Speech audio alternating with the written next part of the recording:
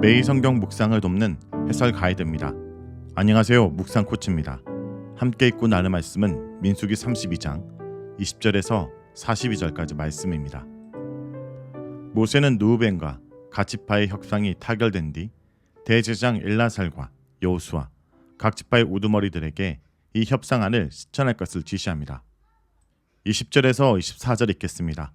모세가 그들에게 이르되 너희가 만일 이 일을 행하여 무장하고 여호와 앞에서 가서 싸우되 너희가 다 무장하고 여호와 앞에서 요단을 건너가서 여호와께서 그의 원수를 자기 앞에서 쫓아내시고 그 땅이 여호와 앞에 복종하게 하시기까지 싸우면 여호와 앞에서나 이스라엘 앞에서나 무죄하여 돌아오겠고 이 땅은 여호와 앞에서 너희의 소유가 되리라마는 너희가 만일 그같이 아니하면 여호와께 범죄함이니 너희 죄가 반드시 너희를 찾아낼 줄 알라. 너희는 어린아이들을 위하여 성읍을 건축하고 양을 위하여 우리를 지으라. 그리하고 너희 입이 말한 대로 행하라. 모세는 르우벤과 갓 지파의 제안이 결코 강한 것이 아니며 응당 치러야 될 책무라면서 그들이 선봉대로 서는 조건으로 길앗 땅 분배를 약속합니다. 모세는 그들이 다짐한 대로 실천하고 여호와 앞에서 가서 싸울 것을 요구합니다. 여호와 앞에서 싸운다라는 표현은 의미심장합니다. 이것은 단순히 하나님의 이름으로 나가서 싸운다거나 하나님을 절대 의지하여 전투를 수행한다는 의미가 아닙니다. 32장에서 여호와 앞에서라는 것이 무려 7차례 사용되고 있습니다. 이것은 여호와 법궤 앞에서 싸운다는 의미입니다. 여호와의 법궤는 백성들이 진영에 머물 때는 이스라엘 진영의 한복판, 성막의 지선소 안에 안치해 놓습니다. 그러나 하나님의 구름 기둥이 성막 위에 떠올라 이동하면 법궤가 가장 먼저 행진합니다. 전쟁 대열에서 순서가 조금 달라집니다. 하나님께서 유다가 먼저 올라가라고 직접 지시하는 경우도 있지만 반드시 모든 전쟁에서 유다가 선봉에 설 필요는 없습니다. 만일 어떤 지파가 자원해서 선봉에 선다면 허용될 수 있습니다. 그들이 특공대처럼 이스라엘 선봉에 서서 목숨을 건 여호와의 전쟁을 수행할 때 하나님께서 원수들을 그 땅에서 쫓아내시고 그들은 비로소 자신들의 책무를 다한 셈이 될 것입니다. 그 후 그들은 요단 동편 자신의 땅으로 무죄하여 돌아와 그 땅은 완전히 그들의 소유가 될 것입니다. 여기서 무죄하게 된다라는 말은 단순히 책임 완수를 통해 의무의 짐을 벗었다는 의미가 아닙니다.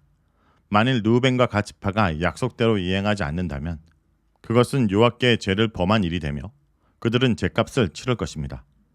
모세는 그들의 전쟁 불참은 단순한 직무유기가 아닌 여호와 앞에서의 범죄 행위라고 분명하게 규정합니다. 그들이 요단 동편 길앗 땅을 점령했다 하더라도 요단 서편의 땅에 대한 공동의 의무는 면제되지 않습니다. 그들의 전쟁 참여는 단순히 이해관계에 의한 사무적 의무를 넘어 신적 명령의 준수를 의미했습니다. 죄가 그들을 찾아낸다라는 것은 그들이 그 죄의 책임으로부터 피할 길이 없다라는 단호한 표현일 것입니다. 모세는 이런 조건 하에서 그들이 자신들의 자녀를 위해 성읍을 건축하고 양을 위해 우리를 지으라고 허락합니다. 25절에서 32절 읽겠습니다. 갓 자손과 르우벤 자손이 모세에게 대답하이르되 주의 종들인 우리는 우리 주의 명령대로 행할 것이라. 우리의 어린아이들과 아내와 양떼와 모든 가축은 이곳 길앗 성읍들에 두고 종들은 우리의 주의 말씀대로 무장하고 유 앞에서 다 건너가서 싸우리이다. 이에 모세가 그들에게 대하여 제사장 엘라살과 눈의 아들 여호수아와 이스라엘 자손 지파의 수령들에게 명령하니라.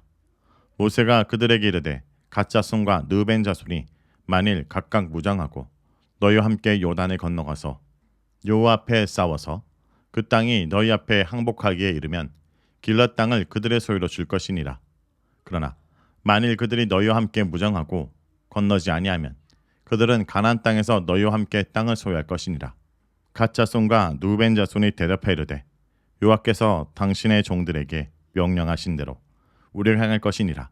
우리가 무장하고 여호와 앞에서 가나안 땅에 건너가서 요단 이쪽을 우리가 소유할 기업이 되게 하리이다. 갓과 르우벤 지파는 모세에게 맹세하여 대답합니다. 그들은 모세에게 재차 자신들의 공약을 이행하겠다 약속합니다. 나아가 그들이 내놓았던 제안은 모세와의 회담을 통해 이제 단순한 협상을 넘어 우리 주의 명령, 곧 모세의 명령으로 승격됐다 볼 수 있습니다. 그들은 길앗 성읍의 가족과 자녀들, 가축을 모두 남겨둔 채 무장하여 여호와 앞에서 싸우겠다고 공언합니다.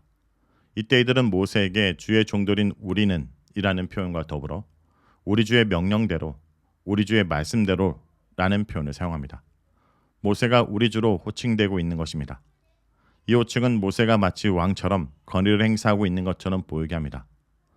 놀라운 사실은 백성들이 이전에는 모세에게 이런 호칭을 붙이지 않았다는 점입니다. 다만 여호수아나 아론이 모세를 나의 주라 부른 적이 있었습니다. 여호수아나 아론의 이란 표현은 모세 하나님께 위임을 받은 하나님의 대리 통치자로서의 권위를 인정하는 고백이라 할 수 있습니다.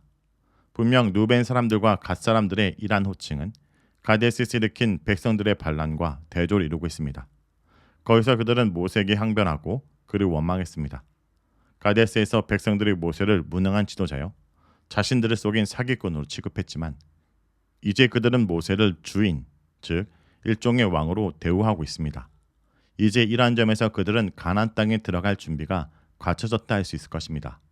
모세는 제사장 엘라살과 여호수아 그리고 지파장들 앞에서 타결된 협상 내용을 공표합니다.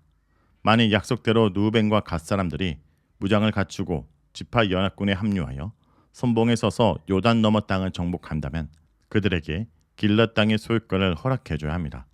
하지만 그들이 요단 너머 정복 전쟁에 합류하지 않는다면 길랏 목초지를 그들에게 줄 필요가 없습니다. 그들도 가나안 땅에 들어가 그 땅의 일부를 할당받고 거기서 살아야 합니다. 그런데 두 번째 조건, 즉 계약을 위반한 두 지파 사람들도 가나안 땅에 들어가 거기서 땅을 받으라는 것은 무슨 뜻일까요? 그들이 전쟁을 수행하지 않았는데도 땅을 받을 자격과 권리가 있을까요? 아니면 단순히 그것은 그들의 요단 동편 상속권이 사라진다는 수사학적 표현에 불과했을까요? 모세는 그들도 가나안 땅을 할당받아야 한다고 말합니다. 계약을 위반한다면 그들에게는 분명히 정상적인 방식의 땅 분배가 이루어지지 않을 것입니다. 전쟁에 동참한 모든 지파들이 일단 그 땅을 제비 뽑아 나누고 무임승차한 루벤과 갓 지파에게는 겨우 일부만 할당되었을 가능성이 큽니다. 그러나 이것은 가정에 불과할 뿐 모세의 바른 의도가 무엇인지 정확하게 추측하기는 어렵습니다. 루벤과 갓 자손은 다시 한번 자신들의 약속을 반드시 이행하겠다고 말합니다. 즉 그들은 전쟁에서 앞서 동참할 것이며 가나안 정복을 함께 이루어낼 것입니다. 그 이후 당당히 요단 동편 길랏 목초지의 소유권을 행사할 것이라고 그들에게 공언합니다. 33절에서 42절 읽겠습니다. 모세가 갓 자손과 르벤 자손과 요셉 아들 므낫세 반지파에게 아모리네 왕 시온의 나라와 바산 왕 옥의 나라를 주되 곧 그 땅과 그 경내의 성읍들과 그 성읍들의 사방의 땅을 그들에게 주매 갑자손은 디본과 아다롯과 아로엘과 아다롯소반과 야셀과 요프하와 벳니므라와 벳하란들의 경관 성읍을 건축하였고 또 양을 위하여 우리를 지었으며 누벤 자손 헤스본과 엘랄레와 길라다임과 느보와 바알 무온들을 건축하고 그 이름을 바꾸었고 신말을 건축하고 건축한 성읍들의 새 이름을 주었고 므낫세의 아들 마길의 자손은 가서 길랏을 쳐서 빼앗고 거기는 아모린을 쫓아내매 모세가 길랏을 므낫세의 아들 마길에게 주매 그가 거기서 거주하였고 므낫세의 아들 야일은 가서 그 촌락들을 빼앗고 하봇 야일이라 불렀으며 노바는 가서 그낫과 그 마을들을 빼앗고 자기 이름을 따라서 노바라 불렀더라. 모세는 갓, 르우벤 그리고 므낫세 반지파에게 할당되는 땅의 대략적 범위와 성읍들의 명단을 구체적으로 나열합니다. 그런데 여기서 므낫세 반지파의 등장은 갑작스럽습니다. 여기서 므낫세 반지파의 언급은 다분히 의도적으로 보입니다. 왜냐하면 이것은 아래 이어지는 39절에서 42절의 이야기, 즉 므낫세 지파의 어떤 일족들이 어떻게 길랏 땅을 차지하게 되는지를 말해주는 짧은 에피소드와 연결되기 때문입니다. 그러나 신명기 3장은 므낫세 반지파의 길랏 땅 상속이 이미 발생한 것으로 전제하면서 현재의 민수기 내용을 토대로 서술되고 있습니다. 아모리 왕 시온과 바산 왕 옥 그리고 미디안의 5 왕들을 연달아 물리침으로써 이스라엘은 생각지도 못한 땅을 얻었습니다. 요단강 동편의 길랏과 바산 땅, 곧 아모리 족속의 땅, 시온이 다스린 아모리 왕국은 아르논 골짜기로부터 야복강에 이르는 영토였고 옥이 통치한 바산은 야복강 북쪽 지역이었습니다. 애초에 이 땅은 하나님이 약속하신 적과 꿀이 흐르는 가나안 땅이 아니었지만 이스라엘에게 일종의 덤으로 주어진 셈이었습니다. 지금 그 종복된 요단 동편의 땅을 르우벤, 갓, 므낫세 반지파가 할당받고 있습니다. 본문에서는 그들이 받은 성읍들의 이름이 나열되고 있는데 이 성읍들을 건축했다라는 표현은 새로운 마을을 조성한 것이 아니라 기존의 마을의 증축과 확장을 의미할 것입니다. 이 중 어떤 성읍들은 새로운 이름이 붙여졌습니다. 서사의 흐름은 갑자기 르우벤 지파에 대한 이야기로 넘어갑니다. 이것은 분명 므낫세 반지파에 대한 느닷없는 언급을 설명하기 위함입니다. 므낫세의 아들들이 차지하는 지역들은 위에 언급한 대로 바산 왕 옥의 영토였습니다. 마길 사람들은 마길 혈족을 뜻합니다. 마길은 26장 29절에서 확인된 바 아들 없이 딸만 남기고 사망한 슬로보앗의 할아버지입니다. 마길, 길르앗, 슬로보앗. 마길은 아마도 요단 서편에 살다가 아모리인들을 쫓아내고 거주지를 요단 동편 길랏 쪽으로 옮겼던 것 같습니다. 아마도 그들이 점유한 길랏 땅의 이름을 따라 마길의 아들 길랏의 이름이 장명되었을 것입니다. 길랏의 아들 슬로밧이 죽고 그의 딸들을 둘러싼 토지 상속 문제가 불거진 바 있습니다. 모세가 왜 므낫세 지파의 마길의 집안에 길랏을 소유주로 넘겼는지 그 배경은 알 수 없습니다. 제한된 정보에 의하면 마길의 사람들이 먼저 행동을 개시하여 길랏을 침공하고 그것을 빼앗았습니다. 그리고 그들은 모세에게서 길랏에 대한 합법적 점유를 승인받았습니다. 이것은 르우벤과 갓 지파가 요단 동편을 점유한 것과 사뭇 다릅니다. 이어서 또 다른 므낫세 일파인 야일 가문 사람들이 길랏 전투에 참여해 여러 촌락들을 정복하고 그 지역에 그들을 가문의 이름을 딴 하봇 야이라는 새로운 이름을 붙였습니다. 므낫세 지파의 노바 일족은 그낫과 그 인근 마을들을 정복하였고 역시 가문의 이름을 따라 그곳을 노바라 불렀습니다. 원래 요단 동편은 약속의 땅이 아니었습니다. 어떤 측면에서 길랏 지역은 이스라엘이 덤으로 얻은 땅이었습니다.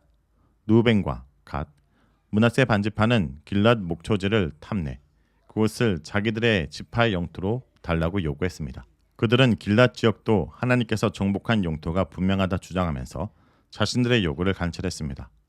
가나안 땅의 여러 부족들을 물리칠 때는 대부분 몰아냈다, 진멸했다 등이 사용되는데 아모리 왕 시온과 바산 왕 옥, 미디안 다섯 왕에 대해서는 특이하게도 하나님께서 치셨다라는 동사를 사용하기 때문입니다. 르우벤과 갓은 요단 동편이 하나님이 직접 전쟁을 수행하시어 대적들을 물리친 땅이므로 그 땅이 이스라엘 백성에게 할당되어도 아무런 문제가 되지 않는다고 주장했던 것입니다. 가나안 땅의 경계가 요단 동편에 국한하지 않는다는 하나님의 약속은 이미 출애굽기에서 발견됩니다. 출애굽기 23장 30절에서 31절에 내가 번성하여 그 땅을 기업으로 얻을 때까지 내가 그들을 내 앞에서 조금씩 쫓아내리라.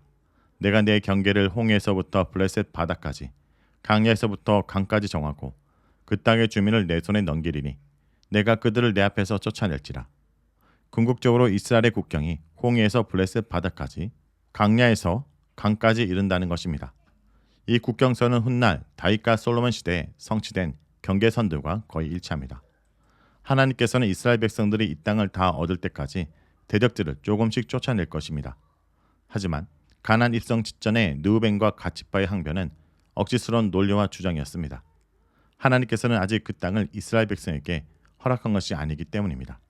다만 그들이 좋은 목초지에 눈이 어두웠던 것입니다. 결국 르우벤과 갓의 미래는 좋지 않은 결과로 이어지기도 합니다.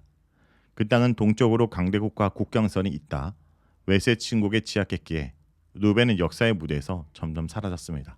역대상 5장 26절을 보면 그들이 가장 먼저 포로로 잡혀갔다만 합니다. 자, 여기까지가 민수기 32장 20절에서 42절까지 말씀입니다. 오늘 말씀을 통해 우리는 무엇을 묵상하고 적용해야 할까요? 오늘 우리가 거하는 곳을 새롭게 해야 합니다. 갓과 르우벤과 므낫세 반지파는 성읍을 정복할 때마다 그 이름을 새롭게 고쳤습니다. 이방신을 나타내는 느보와 바알의 이름을 버리고 새 이름을 붙인 것입니다. 그 성읍이 하나님의 기업임을 선포하는 것입니다. 성도 여러분, 오늘 우리가 사는 이곳을 하나님의 땅으로 돌려드리기 위해 우리가 오늘 해야 될 것은 무엇인지 살피고 돌아보기 원합니다.